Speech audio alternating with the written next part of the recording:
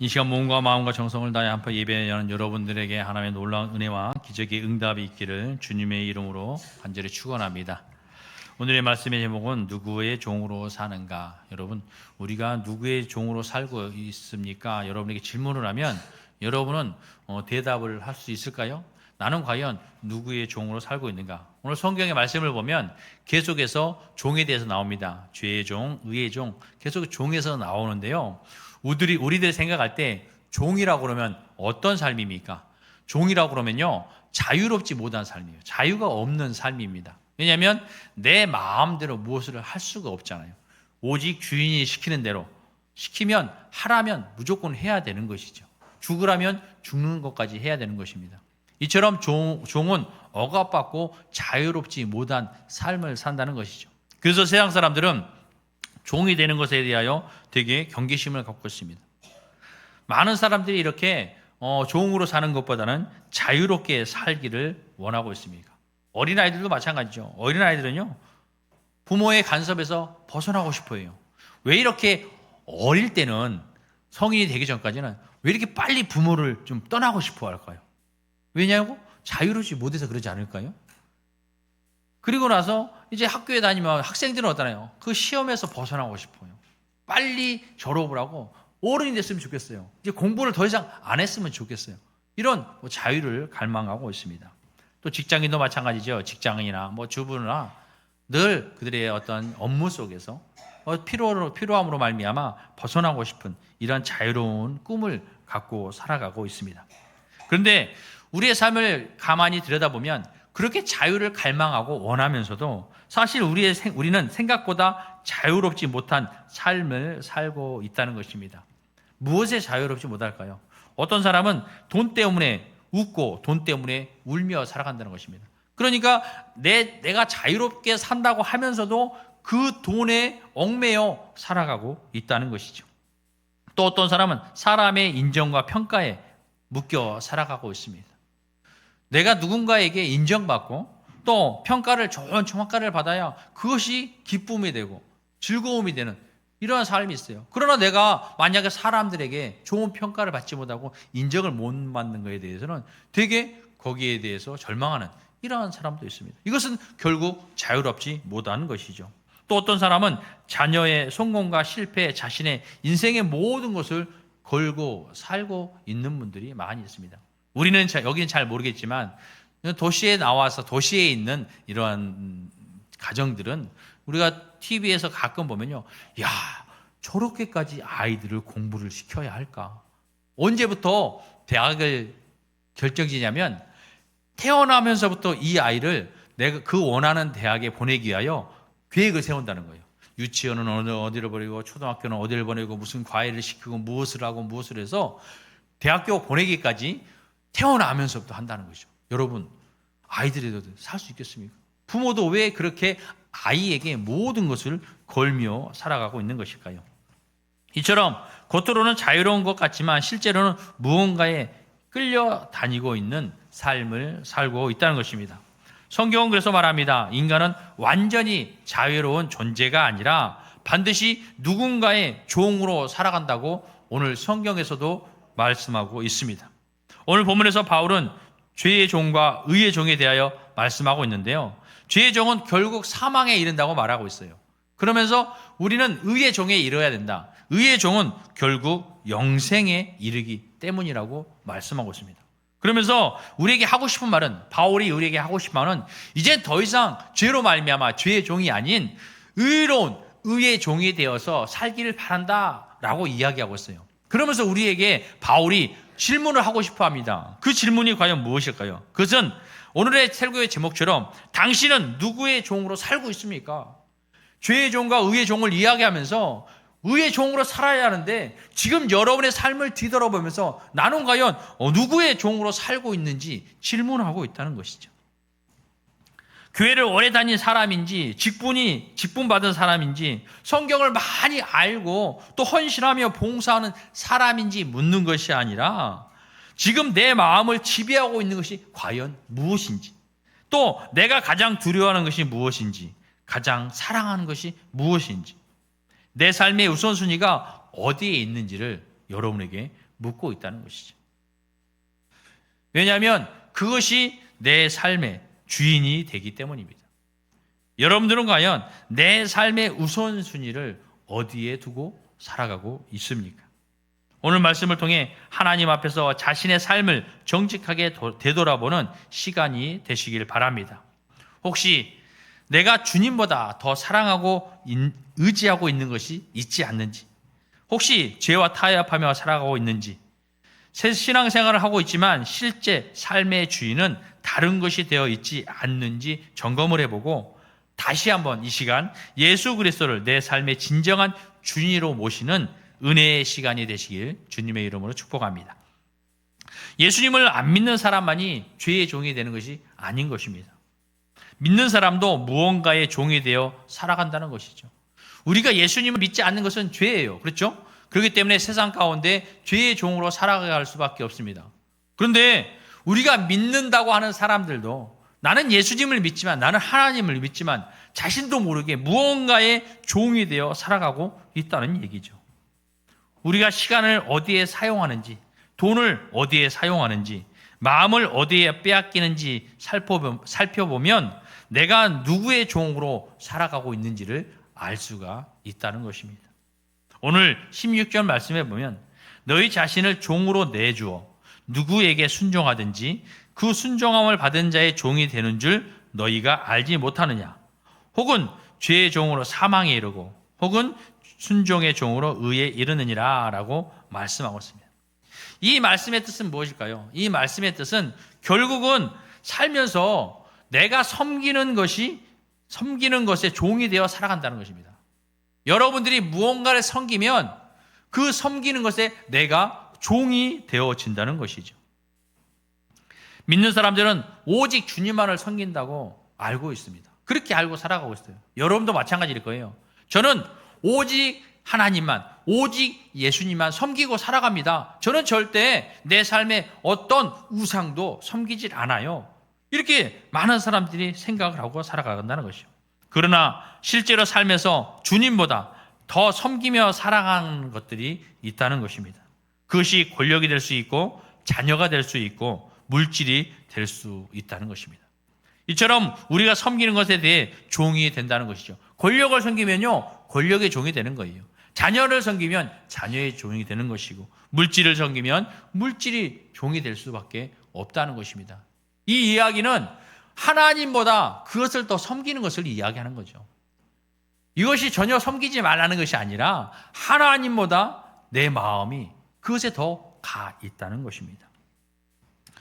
권력을 종으로 섬기는 사람들은 어떤 사람일까요? 권력을 섬기는 사람은 권력을 얻기 위해 자신의 모든 것을 권력을 얻게 사용을 합니다. 아니, 희생을 하는 것이죠.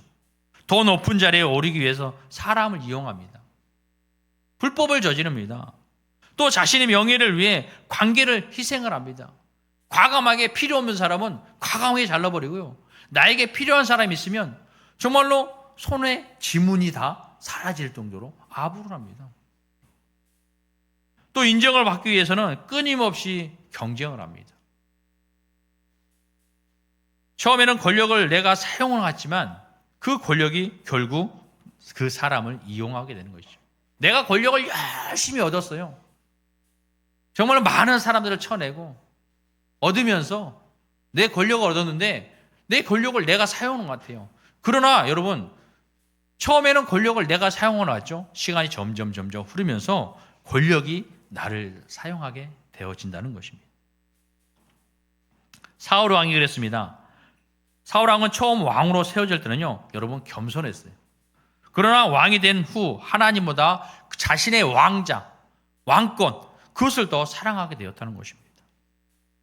하나님의 뜻보다 자신의 위치를 지키는 것을 더 중요하게 여겼다는 것이죠. 하나님의 뜻을 붙들고 그 뜻에 순종하는 삶을 살아야 되는데 그것이 아니라 이제 왕이 됐어요. 왕이 돼 보니까 자신의 왕을 지켜야 되겠어요. 그래서 많은 사람들이 다윗을 칭찬합니다. 다윗을 칭찬하면 오히려 사울도 기뻐해야 되는 거잖아요. 우리나라 속담에도 무슨 속담이 있어요? 사촌이 땅을 사면 기쁘죠? 김동일 목사님, 사촌이 땅을 사면 기쁘죠? 배가 아프대요. 말 안 하시는 거 보니까 배가 아픈가 봐. 예, 배가 아프대요. 그러니까 사울이 어떻게 했어요? 사울이 야, 다윗이 그렇게 칭찬을 받으면 우와, 다윗 잘했어 이렇게 되는데, 이야, 제가 사람들한테 더 인기를 받고 좀 있다가 왕으로 세워지는 거 아니야? 내가 이 자리를 지켜야 되는데. 그런 두려움이 그에게 있었다는 것이죠. 사무엘상 18절 9절을 말씀해 보면 사울이 그날 후로 다윗을 주목하였더라 이렇게 말씀하고 있어요. 이건 뭐냐면 사람들한테 칭찬을 받으니까 오히려 기뻐하는 것이 아니라 시기와 질투에 사로잡히게 되었다는 것입니다. 결국 사울은 하나님보다 왕자를 더 사랑했고 왕자의 종이 되었으며 영적으로도 여러분 무너지게 되었던 것입니다. 권력은 하나님이 맡기신 도구일 뿐입니다. 하나님께서 우리에게 맡긴 도구예요. 그러나 권력이 내 삶의 목적이 된다면 그것이 우상이 됨을 여러분 꼭 기억하시기 바랍니다. 또 자녀의 종으로 살아가는 사람이 있습니다. 부모가 자녀를 사랑하는 것은 여러분 당연한 것입니다. 자녀를 사랑하지 말라는 것이 아닌 것이죠. 그러나 때로는 사랑이 지나치면 그것이 우상이 될 수 있다는 것입니다. 부모 삶의 모든 관심과 기쁨과 행복이 자녀에게 온전히 집중되어 있기 때문인 것이죠. 자녀가 잘 되면 행복하고 자녀가 실패하면 인생이 무너진 것처럼 살아가고 있는 것입니다. 오히려 하나님보다 자녀를 더 의지하게 된다는 것이죠. 자신의 삶도 없어요. 오직 자녀 뒷바라지. 계속해서 어릴 때부터 아이가 태어나서 그 아이를 어느 유치원에 보내고 어느 과외 선생님을 붙여서 초등학교 들어가면 어떤 친구를 사귀어야 되고, 그러면 어린이만 그런 것이 아니에요. 그 부모가 어린아이 때부터 초등학교 들어가기까지, 고등학교 가기까지 그 주변에 어떤 부모를 자기가 사귀어야 되고 어떤 부모들과의 또 관계 속에서 케어를 어떻게 해야 되는지, 어떤 학원이 좋은지, 어떤 과외 선생님이 좋은지 정보를 알기 위해서 부모도 계속해서 자녀와 같이 그런 삶을 살아야 되는 것이죠. 그러면서 부모가 이야기합니다. 야, 내가 너를 위해서, 너의 성공을 위해서 내가 희생하는 거야. 이렇게 말을 해요. 그럼 여러분, 그게 부모가 희생한 걸까요? 아니에요. 자녀가 희생하는 거예요. 자녀가 그 어릴 때부터 여러분 하고 싶겠습니까? 부모가 원하니까 그걸 하는 거죠. 하기 싫어요. 자신이 원하는 삶은 다른 삶이에요. 그러나 부모가 원하니까 저런 부모를 바라보면서 자녀가 희생하는 거예요. 그런데 정작 부모는 자신의 모든 삶을 온전히 다 내려놓고 가장 무서운 순위로 그 자녀의 행복을 놓고 살아가고 있다는 거죠. 자녀가 시험을 잘 보면 얼마나 기뻐합니까? 시험을 잘 봤어요. 전교에서 1등이라도 했어요. 그러면 난리 납니다. 그런데 2등이라 형은 어떻게 할까요? 2등이면 얼마나 잘했어요. 2등이니까. 그렇죠? 너 어떻게 했냐고. 뭐 했냐고. 어디다 정신을 파냐고. 이런 소리를 들어요. 그러니까 아이들이 기쁨이 없는 거예요. 우리나라는, 아니 세상은 1등은 아니면 알아주지 않는 세상. 여러분 전교 2등이 얼마나, 전교 꼴등도 있는데 전교 2등이 얼마나 잘했어요. 칭찬해 줘야죠. 그런데 걔에게 뭐라 그러니까 잘못된 행동을 해요. 결단을 하고 높은 곳에서 뛰어내리기도 하고 이런 일이 발생하는 거예요. 나중에 후회하면 뭐합니까 여러분? 있을 때 잘해야지. 그런 인생을 살아가는 사람이 되어진다는 것입니다. 결국 자녀를 너무 사랑하다 보니까 그것이 우상이 되어버린 거죠.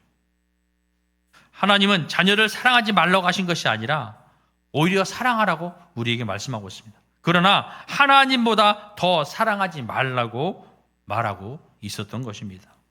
하나님이 가장 우선순위에 계실 때 비로소 자녀도 건강하게 사랑할 수 있다는 것입니다. 하나님이 우선순위에 있으면요, 자녀를 어떻게 키워야 하는지에 대해서 하나님의 말씀에 따라 자신의 삶을 돌아보기 때문에 그 아이를 건강하게, 내가 저 아이에 대하여 잘못하고 있지 않는지, 잘못된 방향으로 가로치고 있지 않는지, 이렇게 하다 보면 건강하게 사랑할 수 있게 된다는 것입니다. 그러므로 여러분도 이 세상 가운데 자녀를 삶의 우선순위에 드는 것이 아니라 하나님, 말에 둘 수 있는 이러한 삶을 사시기 바랍니다. 또 물질의 종으로 살아가는 사람이 있습니다. 현대 사회에서 가장 강력한 우상 중 하나가 돈이라는 거예요. 돈. 세상에 많은 사람들이 돈이면 다 돼요. 요즘 어린아이는요, 어릴 때부터 그래요. 돈이면 다 되는 줄 알아요. 여러분이 살았을 때는 돈이 얼마나 귀했습니까? 여러분이 살았을 때요, 돈이 엄청 귀했을 거예요. 그렇죠? 그런데 지금 아이들은 여러분이 어린 아이에 여러분이 사용했던, 그때는 뭐 용돈도 없었지만 용돈이라고 한번 생각해 보세요. 여러분 용돈 있었습니까? 아이고, 용돈은 뭐 고사하고 밥 한 끼 먹는 것도 힘들었어요. 그런데 지금 아이들은 어떻습니까? 지금 아이들은 넘쳐나죠. 부족한 게 없어요. 우리가 뭐라도 하나 사다 주려고 하면 아유, 다 먹고 다 있고 더 좋은 곳이 많아요. 교회에서도 마찬가지죠. 어느 행사가 있으면, 아니면 어린이날이라든지 무슨 행사가 있을 때, 어른들도 마찬가지겠지만 교회에서는 재정상 좋은 물건을 살 수 없잖아요. 그래서 마음으로 선물로 가정에서 사용할 수 있는 이런 물품을 주는 게 그나마 우리 위안이 되는 거죠. 왜냐하면 여러분 다 갖고 계시지만 그래도 무언가의 선물 하나 주고 싶은데 개인기 좋은 선물을 살 수 없고 재정상. 그러면 마음을 담아서 그래도 가정에서 사기는 아깝고 살려고 그러면, 그렇죠? 살려면 어떤 건 아까운 게 있어요. 근데 꼭 사야 되는 물건들을 보고 이렇게 구입해서 여러분을 나눠줍니다. 그러면 부모들은 어쨌든 주방용품이라든지 가정용품 사용하면 좋긴 하죠. 근데 아이들에게 줄 요구는 없어요. 아이들에게 장난감이라도 하나 사주려면 이게 고가인데 작은 것을 사주면 집에는 벌써 고가들 다 있어요. 아이들이 그런 장난감들조차도 좋아하지 않는다는 거죠. 그래서 주로 먹을 걸 사주고 있습니다. 먹을 거는 뭐든지 먹고 나면 즐거우니까 먹을 걸 사주고 있습니다. 이처럼 이 돈이라는 것이요, 그렇게 어릴 때부터 돈이 가장 중요한 것을 알고 돈이면 다 된다라는 것을 알기 때문에 점점 우상이 되어져 간다는 거예요.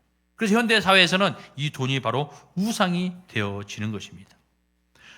돈은 필요한 것입니다. 우리의 삶에 돈이 필요하진 않아요. 그러나 그 돈 자체가 악한 것이 아니라 우리의 필요에 따라 여러분들이 좋은 곳에 사용을 하고 하나님께서 주신 것이기 때문에 여러분의 사용되어지는 곳이 건전한 곳에, 좋은 곳에 사용되면 좋지만 이것이 악하게 사용되어질 때 문제가 생긴다는 것입니다. 돈을 사랑하는 순간 그러한 문제가 우리의 삶에 나타나게 된다는 것입니다. 돈이 얼마나 가져야 행복할까요? 여러분, 젊은이가 되면 계획을 합니다. 내가 이제 자라가면서 얼마를 모았고 어느 정도의 집을 사서 언제 결혼을 하고 이런 계획을 세우죠. 돈을 많이 벌어야 된다고 생각합니다. 돈을 벌고 나서도 이제 결혼을 하고 집을 샀어요? 그러면 이제 만족할까요? 만족해요? 야, 누구는 몇 평에 사는데 야, 우리 집은 이렇네. 그럼 어떻게 해요? 더 좋은 집을 사기 위해서 돈을 열심히 벌어야 돼요. 또 보니까 주변에 많은 사람들은 좋은 차를 타고 다녀요. 더 좋은 차를 또 사야 되겠어요. 많은 것을 여러분 가지고 다 이루었지만 여러분 과연 행복할까요? 사람은 그러지 못해요. 왜냐하면 욕심이 끝이 없기 때문에.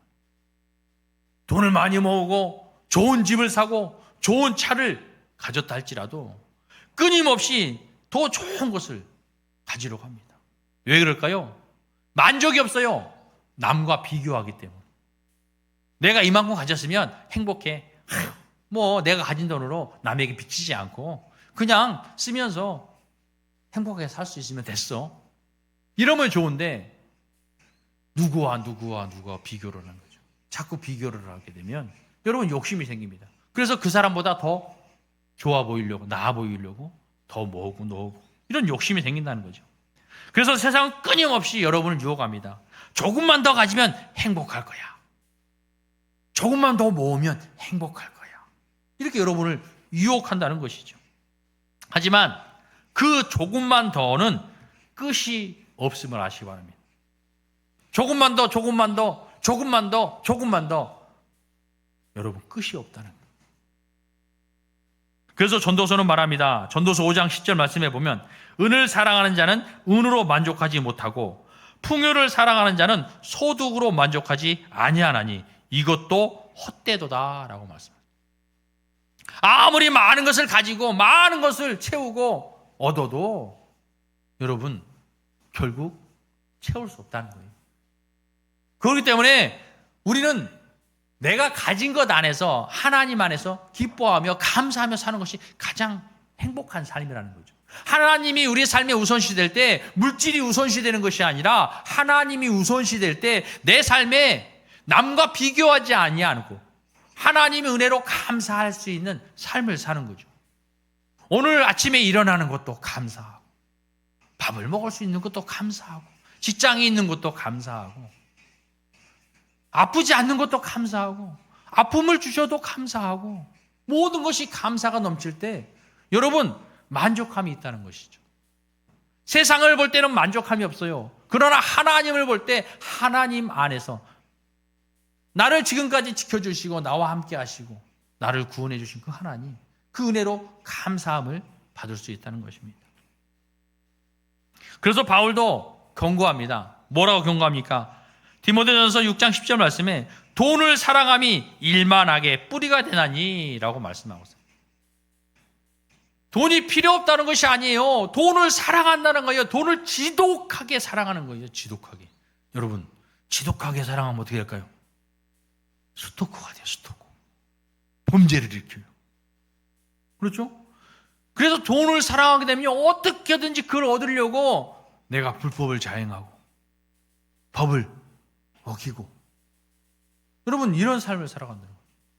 그래서 돈을 사랑하는 것이 일만 악의 뿌리, 결국 뿌리가 됨을 기억하시기 바랍니다. 돈이 내 손에 있으면 그것은 축복이 될 수 있습니다. 그러나 돈이 내 마음을 지배하면 그것은 우상이 되는 것입니다. 돈의 종이 된 사람은 하나님보다 자신의 재물을 더 의지하고 살아가고 있습니다. 그러나 성경은 너희 하늘 아버지께서 이 모든 것이 너희에게 있어야 할 줄 아시느니라 라고 말씀하고 있어요. 마태복음 6장 32절 말씀입니다. 무엇을 먹을까, 무엇을 마실까, 무엇을 입을까 이런 근심과 걱정과 염려하지 마라. 하나님의 자녀인 너희는 하나님께서 여러분 한 사람 한 사람 있어야 할 것이 무엇인지를 아신다는 거예요. 그래서 너희는 세상을 위하여 근심하며 걱정하며 염려하며 그렇게 살지 말고 하나님 안에서 하나님이 너희에게 필요할 것이 무엇인지 아니까 먼저 그의 나라와 그의 의를 구하라. 그러면 이 모든 것, 너희가 바라는 것, 너희가 근심하는 것, 걱정하는 것, 이 모든 것을 너희에게 더해 줄 거야 라고 말씀하고 있는 것이죠. 우리는 그런 믿음 안에 살아야 돼요. 돈이 우선시 되는 것이 아니라 하나님이 우선시 될 때 그 말씀이 내 마음밭에 심어지고 그 말씀이 믿어지고 그 말씀으로 말미암아 만족을 느끼고 행복한 기쁨의 삶을 살아갈 수 있다는 것입니다. 우리의 모든 것을 공급해 주시는 것은 바로 하나님이심을 잊지 말고 기억하시길 바랍니다. 그렇다면 오늘 죄의 종과 주님의 종으로 하나님의 종으로 사는 삶은 어떤 결과를 우리에게 가져올까요? 죄의 종으로 살아가는 사람은 처음에는 죄는 즐거움을 줍니다. 거짓말 한 번쯤 해도 괜찮아요. 분노를 참지 못해도 여러분 괜찮습니다. 사람과 관계 속에서 우리의 마음 속에 사랑하지 못하고 미움을 품게 합니다. 정욕에 끌려가게 하고 욕심을 따라 살아가게 합니다. 죄는요, 이처럼 하나님의 말씀에 정반대되는 삶을 살게 하는 거예요. 우리에게 하나님의 말씀은 거짓말하지 말라 그러잖아요. 그러면 세상에 나가서요 거짓말을 해요. 안 들켰어요? 거짓말을 안 들키니까 점점 하게 되는 거죠. 이것이 기쁨이 되고 즐거움이 되는 거죠. 바늘도둑도 어떻게 됩니까? 소도둑이 돼요. 처음에는 바늘을 작은 거였잖아. 이처럼 죄는 우리에게 작은 것이지만 점점 우리를 큰 죄를 짓도록 만든다는 것이죠. 처음에는 내가 죄를 다스린 것 같습니다. 그러나 반복될수록 그 죄가 나를 다스리게 된다는 거죠. 술을 마시는 사람이 술의 종이 되고 분노를 품는 사람이 분노의 종이 되고 욕심을 따라가는 사람이 욕심의 종이 되는 것입니다. 죄는 결코 우리를 자유롭게 하지 않습니다. 죄는 반드시 사람을 묶고 상처를 입히고 결국 사망으로 이끌어 간다는 것이죠. 그래서 바울은 23절에 죄의 삭은 사망이라 라고 말씀하고 있어요. 죄의 삭은 뭐예요? 죄의 값은 여러분들이 일하면 월급을 받잖아요. 여러분이 일한 대가가 바로 월급을 받듯이 죄의 대가가 사망이라고 이야기하고 있는 거죠. 그래서 예수님께서 어떻게 했습니까? 그 사망에 이르지 않기 위하여 여러분들의 모든 죄를 다 가지고 십자가에 갔어요. 그럼 죄가 있으니까 어떻게 해야 돼요? 죄의 대가는 사망이니까 대가를 치러야죠. 예수님이 죄를 다 가지고 가셨기 때문에 대가로 십자가에서 죽으신 거예요. 죄의 대가는 사망입니다. 죄의 삭은 사망입니다. 여러분의 죄가 없어요. 왜? 예수님께서 여러분 죄를 다 가져가시기 때문에. 예수님은 여러분을 구원하러 오신 구원자이심을 믿으시기 바랍니다. 예수님을 믿는 자에게는 여러분에겐 구원이 있음을, 영생이 있음을 아시기 바랍니다. 그래서 여러분에게 제가 질문을 가끔 하잖아요. 여러분이 당장 이 자리에서 죽는다 해도 천국에 갈 수 있습니까? 천국에 갈 수 있다고 생각하신다면 손 드세요. 그럼 어떻게 해요? 한번 해볼까요? 나는 지금 죽어도 천국에 갈 수 있습니다. 한번 손 들어보세요.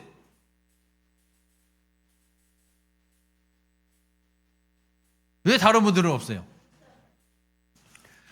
여러분들에게 이야기했잖아요. 예수님을 믿으면 영생을 얻습니다. 하나님이 우리에게 독생자를 주셨어요. 요한복음 3장 16절이 무엇입니까? 하나님이 세상을 이처럼 사랑하사 독생자를 주셨으니 누구든지 예수 믿으면 멸망하지 않고 영생을 얻게 하려 함이라. 누구든지 예수를 믿으면, 예수님이 나의 구원자이심을 믿으면, 예수님이 나를 구원해 주신 분입니다 라고 믿으면 영생을 얻는 거예요. 내가 죄인이어도, 내가 부족해도, 내가 죄인 되었을 때 예수님께서 십자가에 달려 죽으셨어요. 여러분의 모든 죄를 가지고 십자가에 죽으셨어요. 그러니까 내가 예수님이 나의 구원자라고 생각되면, 그것이 믿어지면 여러분은 영원한 생명을 얻는 거예요. 천국에 가는 거예요. 착한 일을 많이 해서가 아니라 예수님을 믿기 때문에, 내가 죄인이지만 예수님을 믿기 때문에 여러분이 천국 가는 거예요. 그런데 그것이 안 믿어집니까? 그러면 믿으려고 노력해야 돼요. 예수님이 나를 구원해 주신 구원자시구나. 나를 구원하러 오셨구나. 나를 구원하시기 위하여 십자가에 달려 죽으셨구나. 그분으로 말미암아 내 죄가 사함을 받고 내가 영원한 생명을 얻었구나. 나는 예수 그리스도 이름을 믿습니다. 이런 믿음의 확신이 있어야 돼요. 그런 믿음의 확신을 가지면 여러분 천국 가는 거예요. 그렇게 여러분이 천국 가는 영생을 얻었습니다. 그런데 또 세상에 살아야 되잖아요. 예수님께서 여러분에게 하나님 나라에 가시면서 내가 올 때까지 믿음을 지켜라 그랬어요. 여러분은 영생을 얻은 사람이에요. 천국에 가는 사람이에요. 그러나 이 땅에 내가 예수님이 다시 오시는 그날까지 믿음을 지켜라. 그래서 열심히 믿음을 지키는 삶을 사는 거예요. 때로는 죄를 짓습니다. 질 수 있어요. 내가 여러 가지 부족하고 넘어지고 좌절할 수 있어요. 그래도 여러분 믿음을 지키는 것이 뭐냐? 또 하나님께 회개하는 거죠. 하나님과 여러분이 이렇게 붙어서 살아야 되는데 자꾸 이 사이에 죄가 들어오면 빨리 깨닫고 그 죄를 치워야죠. 반대로 비유하면 여러분과 하나님 사이에 쓰레기가 쓰레기 봉지가 하나씩 쌓여지면 처음에 하나 쌓일 때는 가깝지만 2개, 3개, 10개, 20개 쌓이면 점점 멀어질 수밖에 없잖아요. 그런데 그 쌓이는 것을 가만히 바라보고만 있으면 안 된다는 거죠. 믿음을 지키는 것은 구원받은 우리도 세상에 나가서 죄를 지을 수 있어요. 실수할 수 있고 넘어질 수 있고. 그런데 그 잘못된 것들의 쓰레기가 쌓이면 빨리 치워야죠. 빨리 치워야 해요. 예수님 오시는 그날까지 믿음을 지키는 삶을 사는 것이 구원받은 사람들의 삶인 것입니다. 여러분들은요, 내가 예수를 믿는다면 지금 다 구원 얻은 거예요. 그 누가 여러분에게 질문할 때 여러분 당장 지금 죽어도 천국 갈 수 있습니까? 물었을 때 나 갈 수 있을까? 예수님을 믿기는 하는데 좀 죄도 짓고 하나님 말씀대로 못 사는 것 같은데 글쎄 못 갈 것 같기도 하고 이런 마음은 안 되는 거예요. 왜? 예수 이름 믿으면 영원한 생명을 얻습니다. 영생을 얻습니다. 그러므로 여러분에게 내가 정말로 예수님이 나를 구원해 주러 오신 예수님이라고 믿어진다면 여러분은 영원한 생명을 얻고 천국에 가는 거예요. 여러분, 천국에 가는 우리들요, 세상에 나가서 죄 짓습니다. 저도 죄를 짓고 여러분도 죄 지어요. 그것으로 천국에 못 가는 것이 아니라 예수님이 나의 구원자라고 그 이름 믿는 여러분에게 하나님께서 영원한 생명을 주시는 것입니다. 그러므로 영원한 생명을 얻은 여러분들이 세상에 나가서 믿음을 지키는 삶을 사는 거죠. 우리는 죄의 종으로 살았기 때문에 여전히 죄의 습성이 남아있어요. 그래서 세상에 나가면 자꾸 죄를 지려고 해요. 또 죄를 져요. 그래도 하나님 앞에 회개하며 나아갈 때 하나님은 우리의 죄를 용서해 주시고 동이 서에서 먼 것 같이 우리의 죄를 멀리 해주신다고 말씀하고 있습니다. 이러한 믿음을 가지고 살아가시기 바랍니다. 여러분, 예수 믿는 여러분들은 다 영생을 얻었음을 여러분 확신하시기 바랍니다. 이처럼 하나님은 우리는 하나님의 종으로 살아가야 되는 것입니다. 바울은 오늘 말씀에서도 의의 종으로 살라고 권면합니다. 세상 사람들은 종이 되는 것을 부정적으로 생각합니다. 그러나 하나님께 종이 되는 것은 가장 자유롭고 가장 행복한 삶임을 여러분 기억하시기 바랍니다. 왜냐하면 하나님은 우리를 억압하시는 분이 아니라 사랑으로 우리를 다스리시는 분이시기 때문입니다. 하나님의 종은 말씀에 순종을 합니다. 하나님의 종은 죄를 거절합니다. 하나님의 종은 거룩한 삶을 추구합니다. 여러분, 구원받은 여러분들은 이러한 삶을 살려고 노력하는, 예수님 다시 오시는 그날까지 이렇게 살려고 노력하시기 바랍니다. 이것이 믿음을 지키는 것이죠. 기차는 철로 위를 달릴 때 가장 자유롭게 보입니다. 가장 자유롭습니다. 물고기는 물속에 있을 때 가장 자유로워요. 또 독수리는 하늘에서 가장 자유롭습니다. 이처럼 인간은 하나님 안에 있을 때 가장 자유롭고 행복하심을 기억하시기 바랍니다. 창조주를 떠나서는 결코 참된 자유를 누릴 수 없습니다. 바울은 오늘 22절에 말합니다. 이제는 너희가 죄로부터 해방되고 하나님께 종이 되어 거룩함에 이르는 열매를 맺었으니 그 마지막은 영생이라 라고 말씀하고 있어요. 죄의 종은 사망으로 끝나지만 하나님의 종은 영생으로 끝난다는 것입니다. 오늘 하나님께서 여러분에게 질문을 합니다. 너는 누구의 종으로 살고 있느냐? 권력입니까? 자녀입니까? 돈입니까? 사람의 인정입니까? 우리는 예배당에서는 하나님을 섬긴다고 말하지만 삶에서는 다른 주인을 섬기며 살아갈 때가 있습니다. 그러나 기억하십시오. 우리가 무엇에 순종하느냐에 따라 그것이 우리의 주인이 됨을 절대 잊지 마시기 바랍니다. 그리고 내가 섬기는 그 주인이 나의 미래를 결정한다는 것입니다. 죄의 길 끝에는 사망이 있습니다. 그러나 하나님께 순종하는 길 끝에는 영생이 있습니다. 그러므로 오늘 다시 우리의 삶의 왕자를 주님께 내어드릴 수 있기를 바랍니다. 예수 그리스도께서는 십자가에서 우리를 죄의 종에서 해방시켰습니다. 이제 우리는 죄의 종이 아니라 하나님의 자녀이며 의의 종이 되었습니다. 그러므로 날마다 자신을 하나님과 함께 동행하며 하나님 안에서 은혜로 충만한 삶을 사시길 주님의 이름으로 간절히 축원합니다. 기도하겠습니다.